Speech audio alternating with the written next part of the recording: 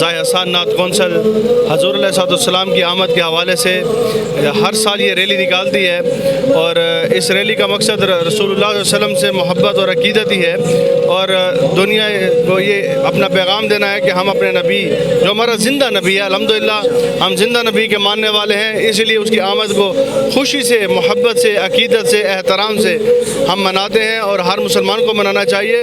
اور یہ پیغام دینے کے لیے ہم روڈوں پر ریلی کی صورت میں نکلتے ہیں کہ حضور علیہ السلام کی محبت اور ان سے ساتھ عشق و محبت کرنے کے لیے لوگوں کو پیغام دینے کے لیے ہم نکلتے ہیں۔ آج کی یہ ریلی اپنی نوعیت سے منفرد ہے۔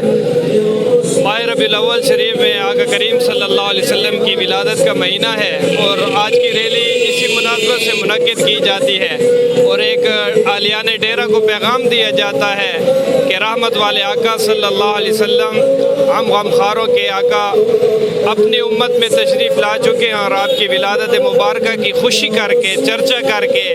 لوگوں کو یہ دکھلاتے بھی ہیں اور بتلاتے بھی ہیں اور سمجھاتے بھی ہیں کہ ہم اس آقا صلی اللہ علیہ وسلم کے امتی ہیں کہ جنہوں نے پیدا ہوتے ہی اپنی امت کو یاد فرمایا۔ آج اسی کے خراج تحسین پیش کرنے کے لیے ہم سب یہاں پر اکٹھے ہوتے ہیں اور اپنی خوشی کا اظہار کر کے مرحبا یا مصطفیٰ کے نعروں کو بلند کرتے ہیں۔ ماشاءاللہ ہماری اس ریلی کا مقصد